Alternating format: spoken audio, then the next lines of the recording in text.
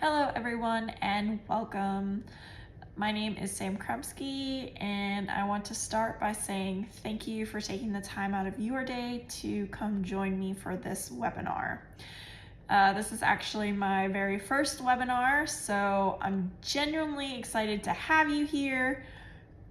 I am a little nervous, yes, but I'm even more excited because we're talking about something I've spent years seeing from every single angle, from being a candidate to being a hiring manager to being the leadership that decides on whether or not we are selecting a candidate. So today's webinar is actually called Why Nobody and Everybody Applies to Your Jobs.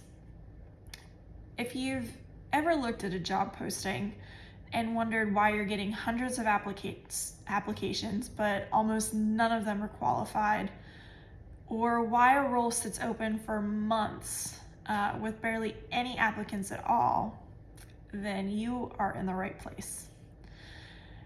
After more than a decade working across human resources, recruitment, operations, and executive leadership, I've learned that the hiring problems are rarely caused by a lack of candidates.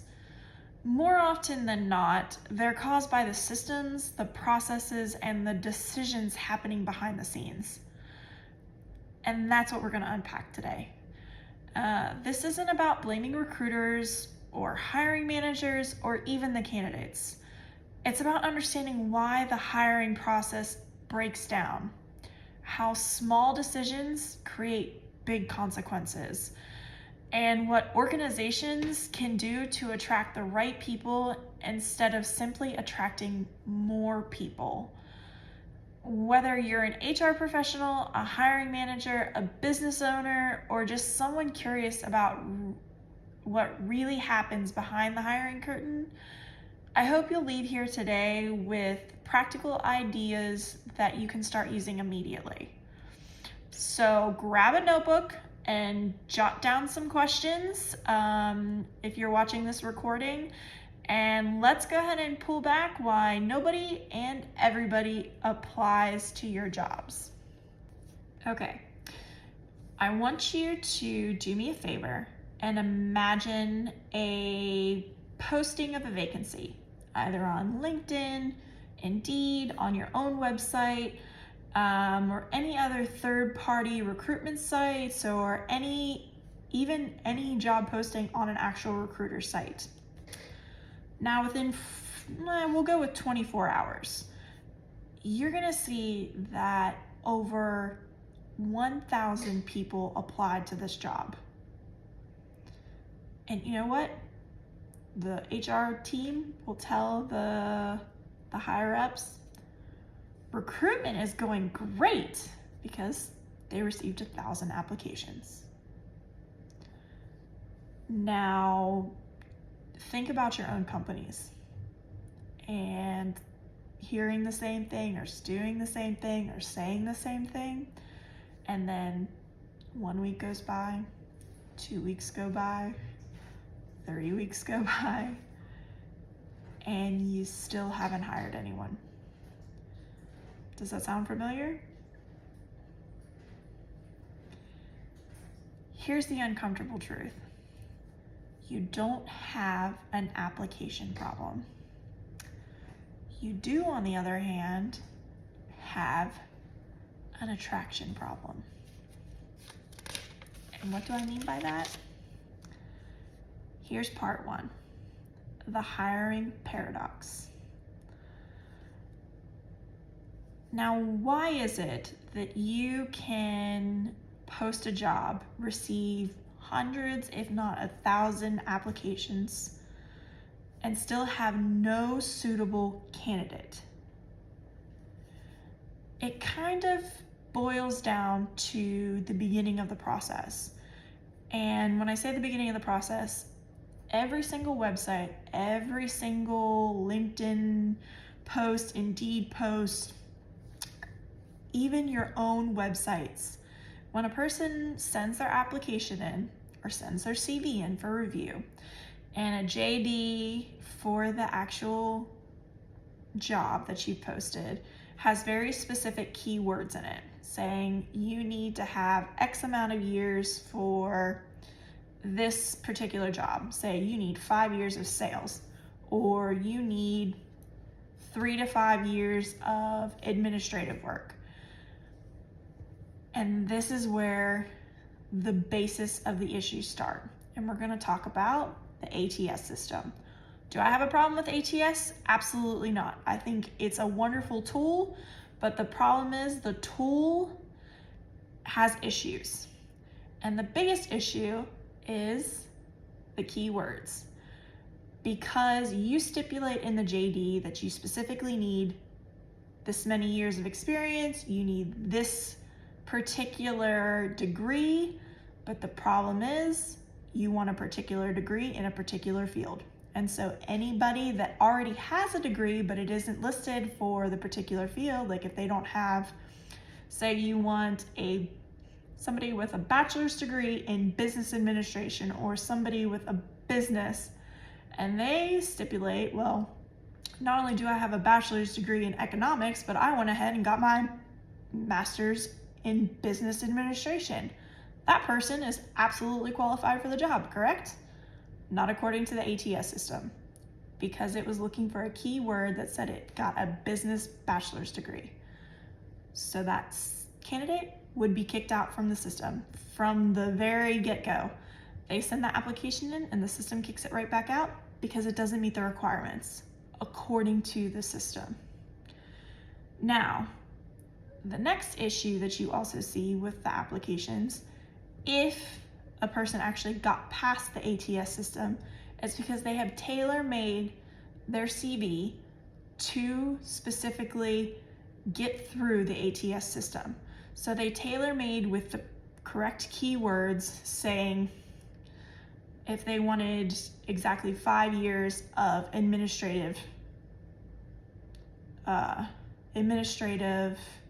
experience, they will tailor make their CV and put that on there, say that adds up to 5 years. They will change their title, or they will change something in it to tailor make it so that they actually have the correct experience or education that ATS requires. Now, what happens with that?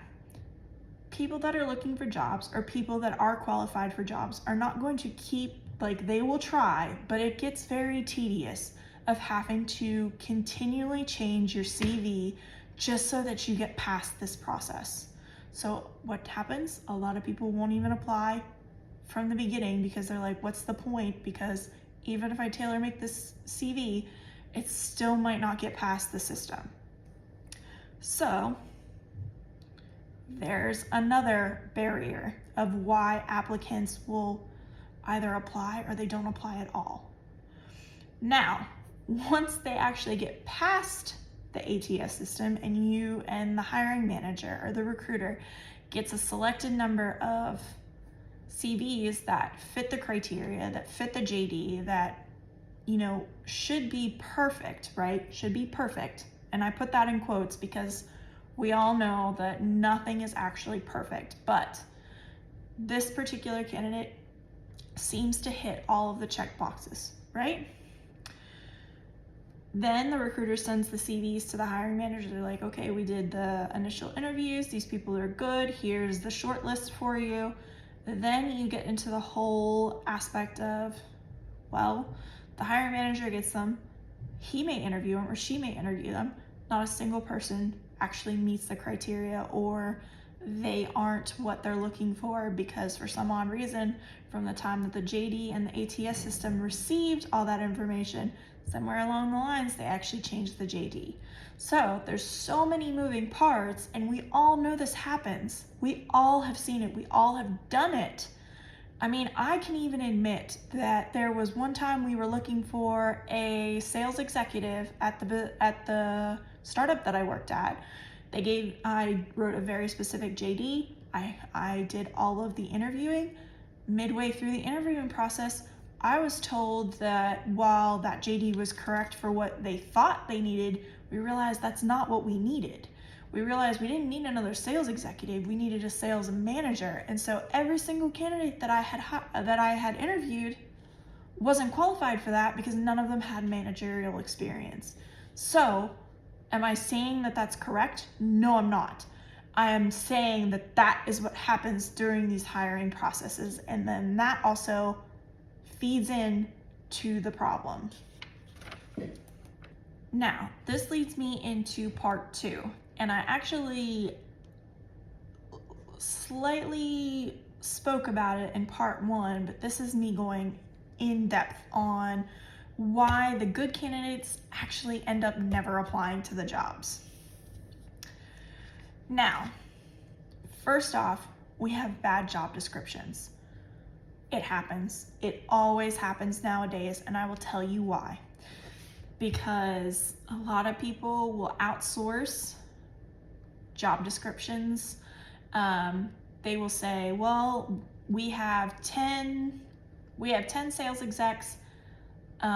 Let's sit down with them, see what they actually do. We'll write a JD off of what they're doing.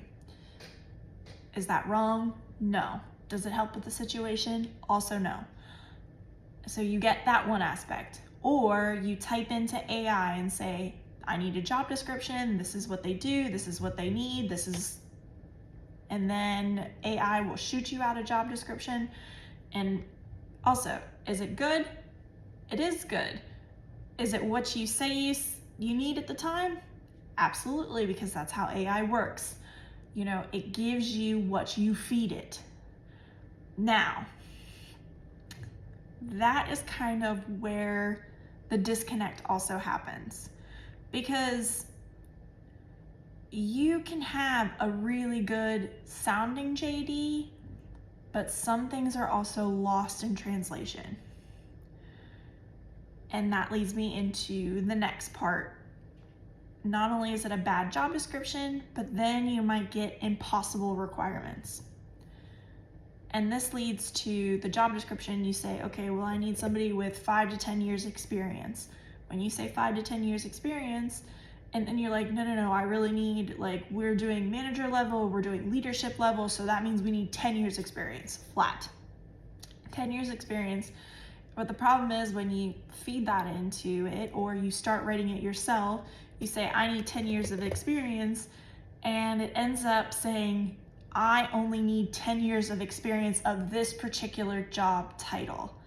And that, ladies and gentlemen, is a big issue, because nobody, and I say this confidently, I have never seen a person in this age. When I say in this age, I mean this generation. I'm talking Gen Zs, millennials, and Gen Xers. None of us have actually stayed in one job title for 10 years. On top of the fact that even myself, like, yes, I have I have over 20 years work experience, but that's because I'm American and we have that weird kids go to work mindset. And, you know, if you want something, you got to earn it yourself. So, you know, I've been working since I was 15. But living in the GCC, that's not the case here. Nobody goes to work as a teenager, really, because they just can't. But what I'm saying is nobody has exactly 10 years or above experience at one job title. So, you know, you could be at the same company am I saying you've switched jobs or companies or industries? No, what I'm saying is you've never had the same job title for 10 plus years.